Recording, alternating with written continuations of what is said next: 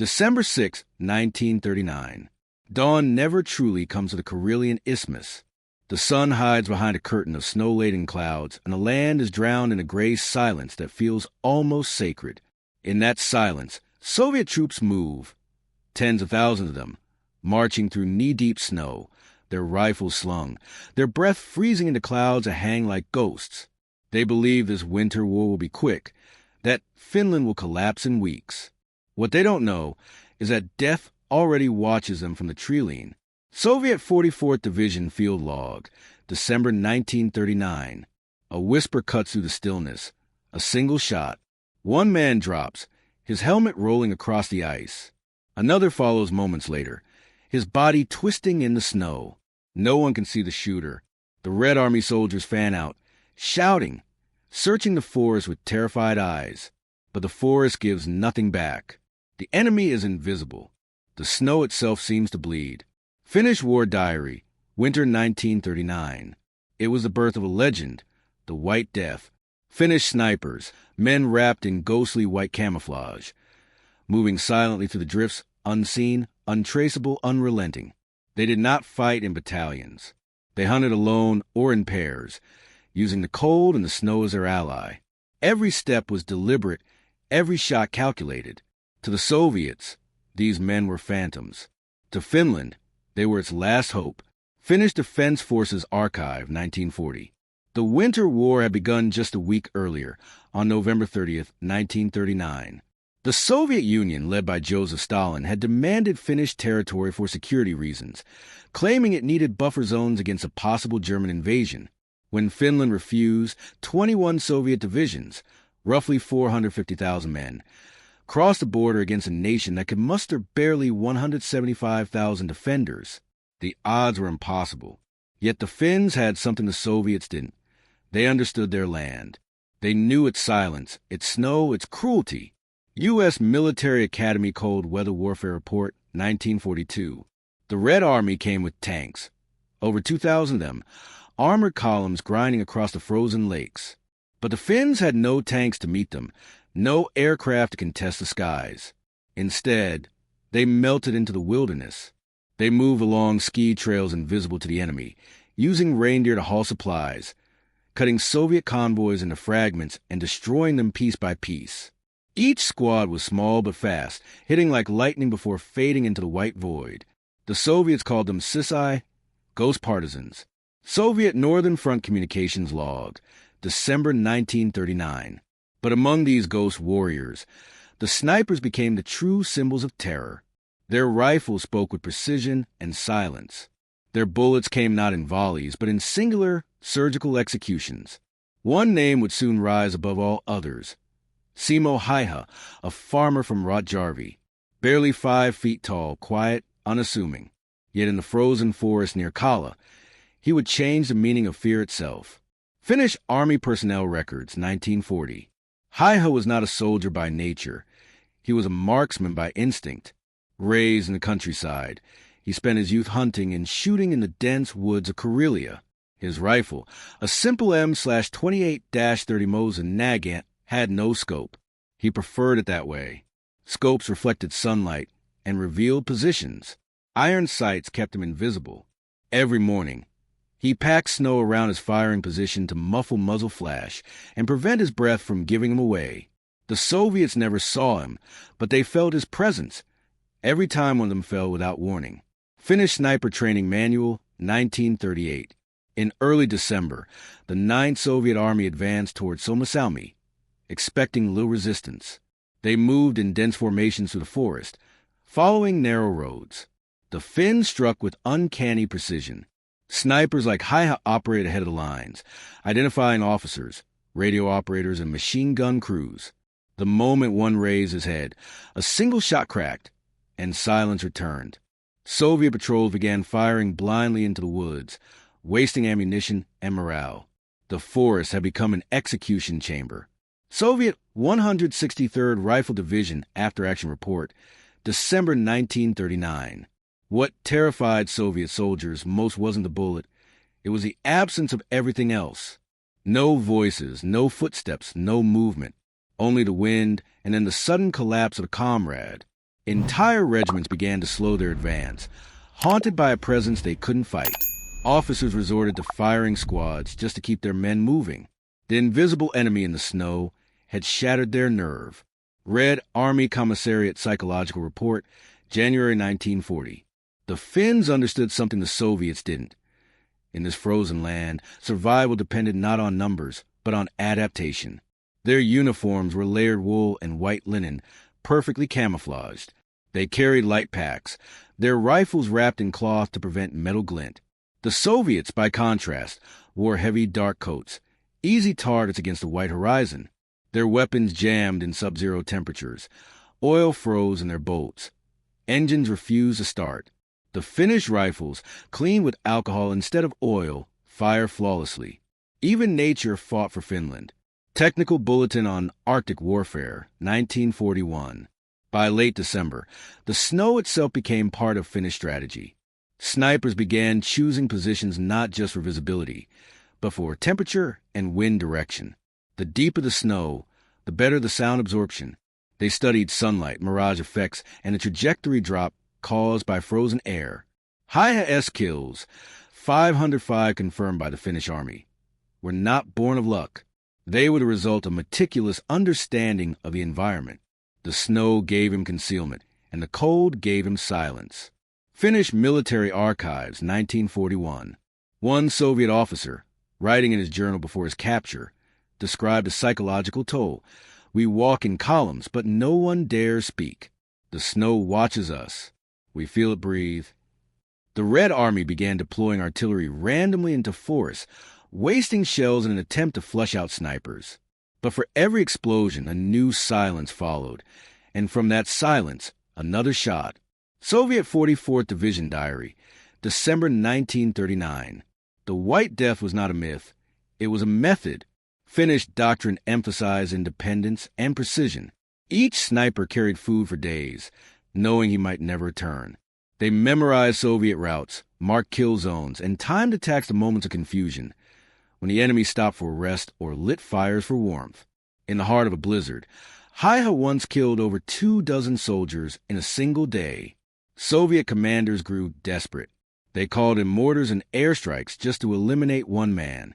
But when the smoke cleared, he was gone. Soviet Air Army Combat Log, January 1940. By the time 1939 turned to 1940, Soviet divisions were collapsing under their own fear.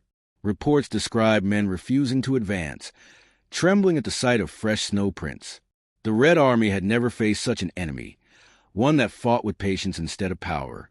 The world began to take notice. Foreign journalists called Finland's defense a miracle in white. Yet for the men inside it, it was no miracle. It was survival, paid in frostbite and blood. New York Times Dispatch, January 1940. As temperatures dropped to minus 40 degrees Celsius, both sides froze in the silence of endless winter. But deep within that silence, the White Death continued his work, calm, unseen, unstoppable. And soon, the Soviets would discover that the snow itself had become a weapon, one that no tank or artillery could defeat. The question was no longer how Finland was fighting, but how its snipers had turned the snow into a perfect ally. The Soviets called it the White Curse. By January 1940, whispers of the invisible Finnish snipers had spread through every regiment of the Red Army's 9th and 14th Divisions. Soldiers feared to raise their heads above snowbanks. Officers refused to look through binoculars, knowing that the brief glint of glass could mark their end. Yet few understood the true reason these Finnish marksmen were so effective. It wasn't only skill or courage. It was science, adaptation, and design, a lethal blend of nature and engineering. Soviet Commissariat Memo, January 1940. At the heart of it lay the weapon itself, the Finnish Mosin Nagant M/28-30. Based on a Russian design, it had been refined by Finnish gunsmiths at the Seiko and Tikkakoski factories. They remachined the barrel for tighter tolerances, improved the sights, and balanced the trigger pull. Every rifle was tested for precision at 150 meters before it left the factory. Finnish engineers, led by the meticulous Colonel A. Salorana, had taken a weapon of empire and turned it into an instrument of national defense. Finnish Armament Bureau Technical File, number 28 1938. The average Soviet soldier carried a Mosin, Nagant II, but the difference lay in the details. Poor machining, misaligned sights, and inconsistent ammunition plagued the Red Army. The Finns, meanwhile, hand-loaded their cartridges, using 7.62 times 53 mmR rounds tuned for consistent velocity and accuracy. Simo high-S shots, fired through iron sights, struck with surgical precision even in minus 40 degrees Celsius. The cold thickened the air, altering trajectory, but he adjusted by instinct. Finnish snipers didn't fight against the cold. They read it the way a sailor reads the wind. Technical Manual TM9 to 294, 1943. Snow was more than camouflage. It was insulation. Finnish snipers built Pesa, small firing nests dug deep into drifts, packed with ice to reinforce the walls. The snow muffled sound, absorbed recoil, and hid heat signatures. They carried cloth pads to place under the rifle barrel, preventing the warm steel from melting snow and revealing vapor trails. Each nest was invisible even a few meters away. From there, they watched the Soviets through narrow slits, waiting hours for a single perfect target. Field Engineering Report, Finnish Army, 1940. By contrast, Soviet doctrine was rigid and centralized. Snipers were rare and poorly trained. Soviet commanders preferred mass fire over precision. In the deep forests of Finland, that doctrine collapsed. Columns bunched up on narrow roads, presenting easy targets. Finnish marksmen, hidden at the flanks, picked off officers and radio men first, decapitating command structures. Without leadership, entire platoons froze in confusion. U.S. Army Cold Weather Study, 1942. The psychological impact was devastating. Soviet radio intercepts described soldiers terrified as shadows. One report read, "Men refuse to advance. They claim they hear breathing in the snow." It wasn't hallucination. It was fear, weaponized. Each sniper kill wasn't just a casualty. It was a message. You are being watched. You are not safe, even in silence. Soviet Psychological Warfare Summary, January 1940. The Finnish advantage deepened through logistics. Every sniper carried minimal gear, an M/28 rifle, ammunition wrapped in oilcloth, a small ration pack, and skis. The skis were revolutionary.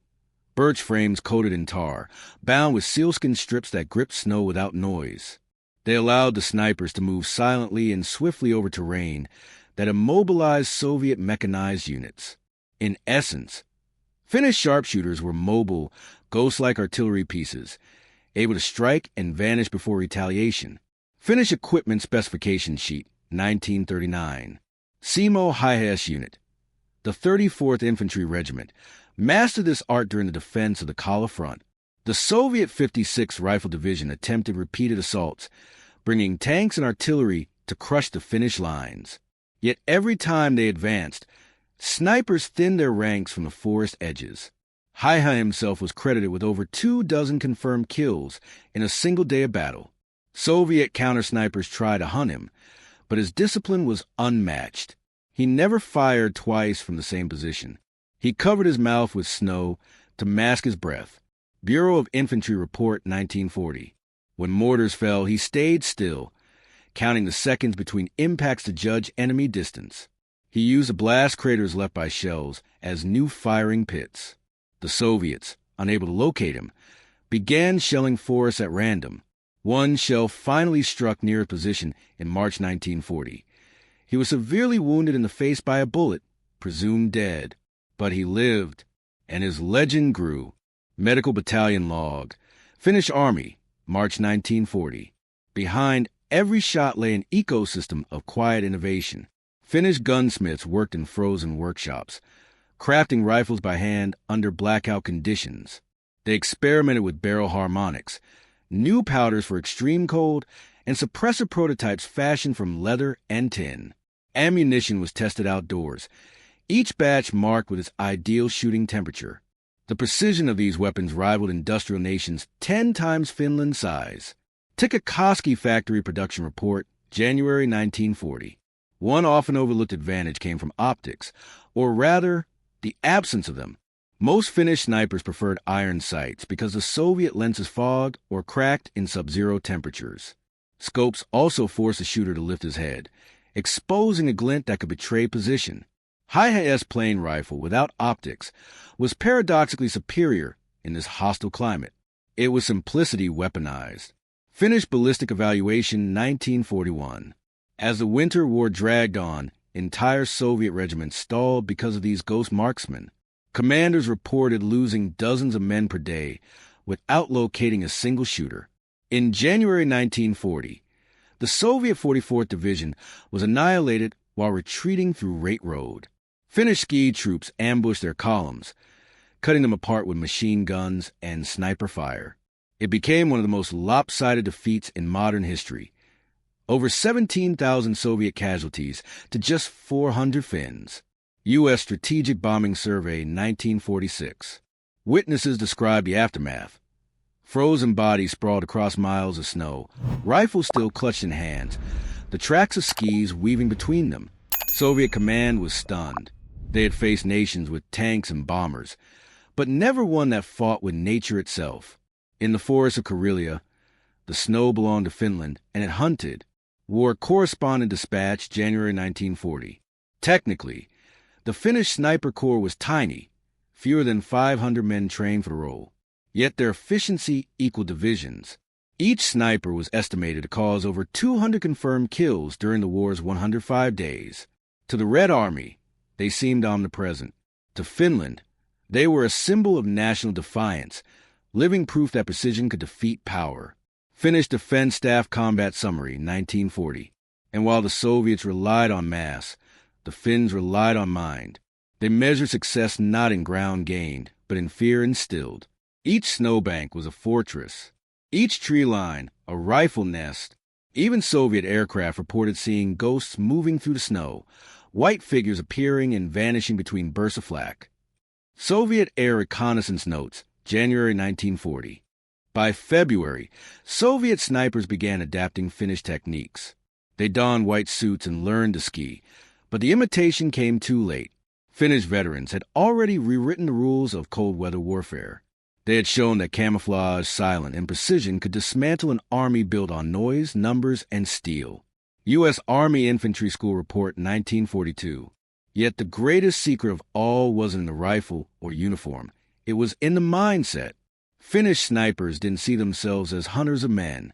They saw themselves as guardians of land. Their patience came from duty, their stillness from survival. The snow was not a barrier. It was home. And in that home, every foreign soldier was a trespasser. Finnish War Museum Oral History Project, 1956. But as the Winter War neared its end, another question began to haunt both sides. What happens when the ghosts stop hunting? What happens when the snow begins to melt? In March 1940, as peace negotiations loomed, the Soviets launched one final offensive, determined to crush the spirit that had humiliated their army. But in those last frozen days, the White Death would make a stand. March 1st, 1940. The forests of Kala lay silent, buried under 6 feet of snow and months of blood. The Red Army had regrouped, refitted, and returned with overwhelming numbers. Fresh divisions, artillery, and tanks grinding forward through ice and smoke. This was no longer a war of maneuver. It was annihilation. The Soviet High Command demanded a breakthrough before the spring thaw, before the snow that shielded Finland turned to mud. Soviet Northern Front Directive, February 1940. At the front, Finnish snipers like Simo Haiha faced a new nightmare. The Soviets now advanced behind rolling barges, using smoke screens to obscure their movements. But the Finns had adapted too. They learned to fire by sound, waiting for the rhythm of boots in the snow, the distant clang of a tank track, the creak of leather straps. The white-clad marksmen became auditory hunters, firing not just by sight, but by instinct honed in weeks of silent watching. Finnish Army Sniper Field Notes, February 1940. The Battle of Kala became the crucible of the sniper war. For 105 days, a few thousand Finnish defenders held against over 30,000 Soviet troops. Their line was little more than trenches carved into ice, connected by ski trails. Yet the enemy could never break them. Finnish snipers dominated every approach. They anticipated Soviet flanking attempts, guided artillery by rifle observation, and dismantled command posts with methodical precision. A Soviet colonel later wrote, "Our men believed death waited in every tree." Soviet 56th Division, debriefing, 1941. Simo Haiha, despite being wounded by an explosive bullet that shattered his jaw, refused to leave the front until carried away unconscious. When he awoke days later, Finland had declared a ceasefire. His final tally stood at 505 confirmed kills, most achieved in less than 100 days, all with iron sights. No sniper in modern history has ever surpassed his record. Finnish Army Medical Corps report, March 1940. Yet Haiha was not alone. Scores of other Finnish marksmen, like Arn Jutalainen and Vilhelm Pilkas, emerged from the snow as legends. Their collective impact on the battlefield far outweighed their numbers. Soviet intelligence estimated that sniper activity accounted for up to 20% of all Red Army casualties during the Winter War, a staggering figure in an age of artillery dominance. U.S. Strategic Bombing Survey, 1946. But beyond the numbers lay the deeper truth. Finnish snipers reshaped not just a battle, but the psychology of modern war. They proved that precision could fracture morale more effectively than firepower. Soviet prisoners confessed that men would rather face tanks than enter wooded terrain where the white ghosts were known to dwell. Fear spread faster than bullets. Red Army Political Directorate Report, March 1940. Even the Soviet leadership took note. After the Winter War ended on March 13, 1940, Moscow ordered the rapid expansion of its sniper schools. By 1942, over 50,000 new marksmen had been trained under doctrines inspired by Finnish methods: camouflage, patience, independence. Ironically, the hunters had taught their prey how to hunt. Soviet Sniper School Directives, 1942. For Finland, the cost of resistance was devastating. Over 25,000 Finnish soldiers were killed, and the nation was forced to cede 11% of its territory, including Karelia. Yet despite this loss, Finland had preserved its sovereignty and dignity. The world took notice. Western military observers hailed the Winter War as proof that morale, terrain mastery, and adaptation could blunt even the might of the Soviet Union. League of Nations Report, April 1940. Behind the myth of the White Death stood the reality of collective endurance. The riflemen in the snow were supported by thousands of unseen hands. Engineers maintaining weapon stocks in freezing sheds, factory workers producing ammunition by candlelight, blacksmiths retooling worn barrels, and women sewing white camouflage smocks from torn bedsheets. The war effort was industrial poetry. Every piece of steel, every cartridge, every ski binding was a note in the song of survival. Finnish Industrial Mobilization Archive, 1940. Technologically, the Winter War triggered a global reevaluation of small unit tactics. Western military studied Finnish performance under extreme cold. The U.S. Army, preparing for Arctic operations, incorporated Finnish sniper methods into its cold weather manual of 1942, emphasizing camouflage discipline, rifles zeroing at low temperatures, and independent decision-making. The idea that a single trained rifleman could alter the fate of an entire regiment became a formal military doctrine. U.S. Army Arctic Warfare Handbook, 1942. The Soviets, meanwhile, turned humiliation into innovation. Within 2 years, the Red Army fielded elite snipers like Vasily Zaitsev at Stalingrad, men who carried lessons born in the Finnish snows. They adopted white suits, mastered stalking techniques, and used sound as their compass in ruined cities. The Finnish goals had become a global archetype, the patient killer hidden in plain sight. Soviet Sniper Corps Historical Analysis, 1943. Yet for Finland, the legend remained deeply personal. Haiha retired to a quiet life of farming, never boasting of his record. When asked how he achieved such accuracy, he simply said, "By practice and by love of my homeland." Direct quote. He embodied the stoic ethos of his people: duty without pride, courage without vanity. Finnish Veterans Oral History Project, 1965. The psychological dimension of the sniper. War lingered long after the snow melted. Soviet officers reported recurring nightmares of invisible enemies, while Finnish veterans spoke of the silence, the unbearable stillness before the shot. War had been stripped to its most intimate form. One man, one rifle, one heartbeat. U.S. War Department Psychological Study, 1946. Strategically, the Winter War altered global perceptions of Soviet might. Hitler, watching from Berlin, concluded that the Red Army was weaker than believed, a misjudgment that partly fueled his decision to invade the USSR in 1941. The lessons of the Finnish snipers thus echoed far beyond the frozen north, shaping the decisions that would ignite the largest conflict in human history. German General Staff Analysis, 1941. The snow that shielded Finland would return in later wars, in the Ardennes in Korea, in the mountains of Afghanistan. Each time reminding soldiers of an invisible truth, that mastery of environment and patience could outweigh superior numbers. Modern special forces, from the U.S. Rangers to the Norwegian Telemark Battalion, traced their cold weather doctrines back to Finland's white forests. NATO Arctic Warfare Study, 1989. By the end of his life, Simo Häyhä remained humble. When asked if he regretted what he had done, he paused and replied, "I did what I was told, and I would do it again."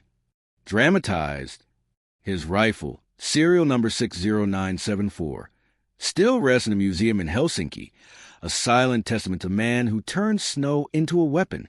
Finnish War Museum Exhibit Catalog, 1982.